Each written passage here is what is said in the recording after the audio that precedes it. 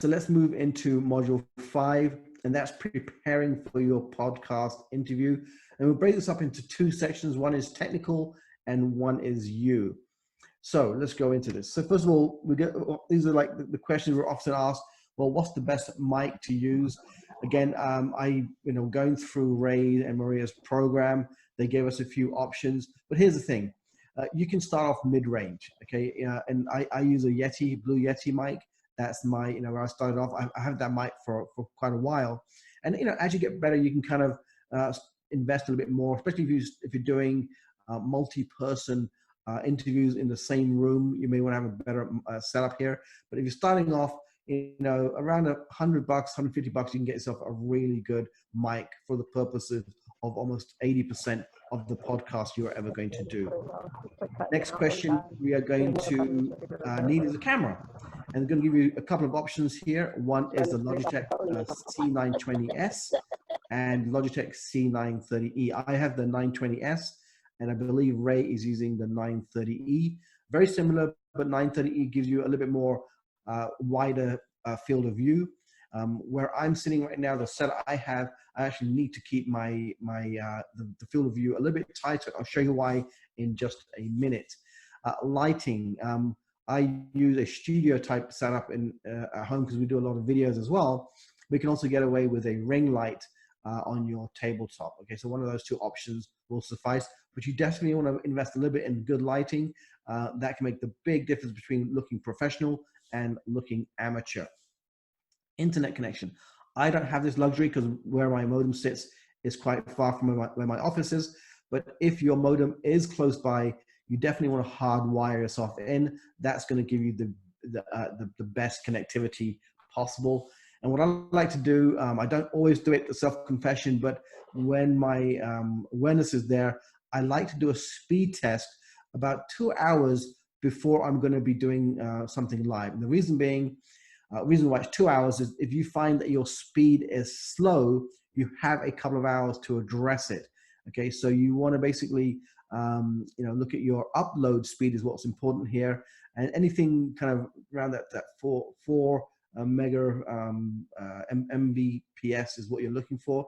I believe it's speedtest.com or .net. I think it's .net. Speedtest.net is where you want to go to run a speed test. Again, these are like some little pro tips. Most of the time, it won't matter. You're going to be good. But if you want to just make sure you have a checklist, this should be on your checklist. That's going to make sure that you've got the best bandwidth possible before you go live. Okay. Prepare your environment. Now, when I started off week 1 of working with Ray and Maria, I didn't have this backdrop. In fact, I had a whiteboard backdrop. Okay. So imagine showing up for an interview with that on your backboard. It's not the best pro look. The other thing is, if you have curtains and drapes, see if you can get out as many of the creases out as possible. Make sure it's not open. Again, you think these are very obvious things, but again, if it's not on your checklist, then you may overlook it. You'll go live and suddenly you realize halfway through your interview, oh my God, there's a crack in my curtains, right? So these are the things, again, what I say is develop a checklist of all the items you want to basically make sure is set in place before you go live. So let's run through this. Prepare your immediate surroundings.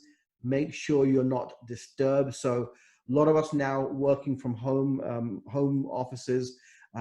Now, here's something interesting.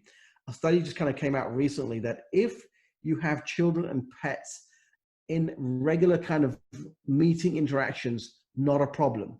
But if you're giving a professional interview, you definitely want to containerize that as best way possible. You don't want dogs and pets making noise, dogs or barking in the background, because that will interfere with the quality of your interview. And again, kids. But if it's just a regular meeting, have your family, in there. Don't be embarrassed. And again, this came from a conversation I had with about 80 CEOs of large companies. They've now accepted that the social norm is that people are going to be interrupted by family members, by pets. But I would say in an interview format, you definitely want to control that noise the best you can. Turn off your other devices. So it's really funny. Like my phone now sits, I don't know if you can see that, right? Because if my phone buzzes and it's on my desk, it makes this horrible sound. So I now soundproof my phone to make sure that it doesn't make a horrible buzzing sound because it's sitting on a hard surface. Turn off computer notifications. So if you have Skype on, you have WhatsApp on, or whatever else you have, turn that stuff off. You do not want ping, ping, ping happening when you are giving an interview. First, it will distract you, and secondly, it impacts the quality of your interview. Shut down as many computer apps as possible. Again, this will help you with your speed and connection, and disconnect other devices when you can from the internet. All right, lesson 2. Now you've got the technology and the environment set up. Let's go into how you can prepare. So first of all, remember, at the end of this is about the expansion of your audience, and the best way is going to be that call to action. So make sure you're very clear about that call to action. And you can often reverse engineer. One of the things that I learned working with Maria here was think about that call to action and then reverse engineer the content of the interview while making sure it's still about the audience. Decide what you want to say. So what some of the talking points you want to make sure that you get into the body of the interview, and figure out different ways of saying it. You know, different shows are going to give you an opportunity to share the same concepts, but in different flavors and different viewpoints depending on the audience.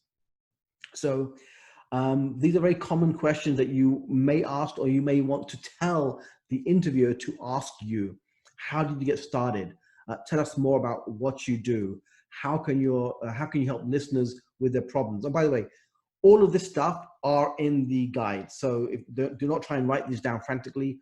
All of this stuff are in the guidebooks that we are providing you as reference points. So how do you do that exactly? Can you give me an example of how you've helped somebody? Case studies are a great way to showcase your expertise without it being about you. What are you working on right now?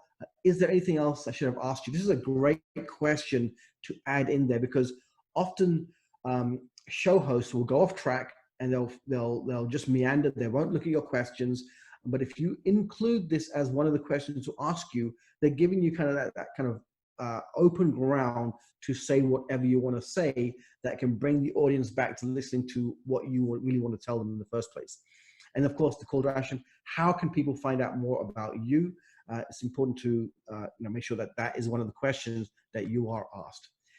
Then there's a building block approach. Now, the building block approach allows you to segment parts of what you want to say and pull from those building blocks when you need. The key here is do not attempt to memorize your own story. You should really know your own story pretty well by this time. Now, I say that, okay, with a smile on my face, because my building blocks changed dramatically when I started to work with Maria and Ray, meaning that I thought I had my topic down pretty well pat.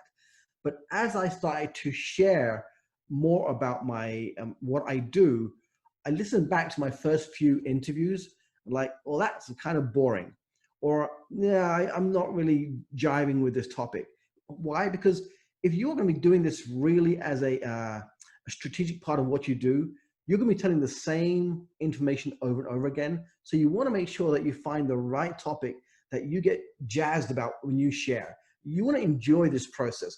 If this feels like work to you, you've maybe gone around it gone about this the incorrect way. You should really be enjoying the process of telling or telling and teaching the audience that are listening. Even if the podcast doesn't have big viewership, you should still enjoy the process of doing it, because it's your stuff. This is you that that you're sharing a part of you to a whole brand new audience. And even if one person is listening and you can impact one life, then you know what, in my opinion, it's been worth it. I'll take you back to a story, and I'm just thinking about this right now, that Yogi was actually interviewed, and I'm going to go personal here. I think it's important because she's on here, so I have permission to do this. But she was raped at a very young age and abused. It took her a lot of courage and clarity to finally share her story on an interview that was done in 2015. The number of people that have reached out to, so I'm getting a little bit emotional here, but the number of people who reached out to her and said, you saved my life because of that interview. So when you hold back your power in this moment, you're holding back your ability to help people that you don't even know. They may never even tell you or reach out to you, but just know from our experience of doing this, that when you step into this, the ability to give great interviews gives you a way of transforming lives. Okay. So again, just off track, a little bit kind of emotional, but it really does. And that's why we're kind of so passionate about this topic. So here's some what we call the story building blocks. Okay, so another way of doing interviews is what I call the story building blocks. You may be familiar with this format. It's kind of the hero story concept. So everything in life was normal. Then a pivotal event came along. It could be a health scare, a bankruptcy, a partnership breaking down, whatever that was. For us, part of our story is when we had to leave the US. We were given 30 days to leave the United States in 2010, and we had to sell everything, pack 4 bags, and leave. So that was basically a major part of our story. You gained perspective and wisdom from your experience. You took action, you created a solution, you found a new way of dealing with this problem. And now that you want to share this with the world. So this is kind of the hero story or origin story way of giving an interview. Okay. So remember, pro tips, it's very easy to confuse or blur the lines between talking about yourself and the audience. Even though you may be talking about yourself, it's for the audience, not for you. Okay. You want to show your audience, even if it's a hero story, how your hero story relates to them, how they can learn from your experience and from what you've learned from the process. Be prepared for curveball questions. They're always going to come at you. And here's the thing: if you don't know the answer, don't try and fluff your way through it. Just own up. Say, you know what, I don't know. You know, it's a great thing. I'm going to look into that. The interview experience itself. The green room backstage. A lot of times, your biggest value is not going to come from the audience. It's going to come from the interaction you have with the host pre and post your interview. Do not schedule like back-to-back stuff. Give yourself time to connect with the host. It may be the only time you get to connect with someone like that. And in that green room time, you can build a relationship which could open up many other doors, including getting invited onto other shows as well. Some real quick tips here: stay hydrated, clear your head before you jump on. Do not get onto the interview all frantic and all over the place. It will show up in the interview itself. Please don't fuss with your hair. No twirling of the hair during interviews. Even if you are on a multi-panel interview where there's more than one person, be mindful that the camera is always on you. Don't eat during the interview. Now you think, okay, well, Beejel, these are obvious things. I'm telling you, based on our experience of watching interviews, these are not obvious things. All right. Try not to move too much. Again, when I started this week 1, I was doing a lot of rocking. Why was I rocking? Probably a little bit of nerves. Okay. So, I still have a little bit of that because sometimes it's more out of effect. I'm very charismatic in terms of from my stage work, a lot of hand movements. I will talk more about framing and hand movements in the next session here, because Ray's going to be delivering us some priceless tips on framing based on how you use your body in an interview. Don't rustle papers. So again, a lot of times you'll be a great interview and suddenly somebody on the interview is starting to go through papers. Maybe it's the host, maybe it's the person being interviewed, but keeping that sound as clean as possible is really going to be important. Don't read from a script. Okay, so bullet points are okay to keep you on track, but don't try and script it and then read your answers from a script. It shows up and it comes across very inauthentic when you do that. And avoid ums, ahs, and other filler words. But this only comes from practice. Okay, and if you're part of Toastmasters, that's going to help you a lot. If you're thinking about doing this, being part of Toastmasters may be a great add-on to your ability to give great interviews. I like to call it the coffee chat approach. So the best way to do this is imagine it's a conversation with that person over a cup of coffee. All right. So if you can get it to that level of comfort, then you're going to be giving great interviews right off the bat. Be humble and show humility in that. It's important to find that fine line between being authority without being arrogant. A lot of times I've listened to podcasts, either this could be both for a host and a guest, but you'll hear that arrogance, and it's often a turn off for a lot of people. And finally, timing. Make sure you are fully aware of the timing of the show segments, so that you can be respectful to the host to make sure that your answers are short and fit into the time blocks that they have planned.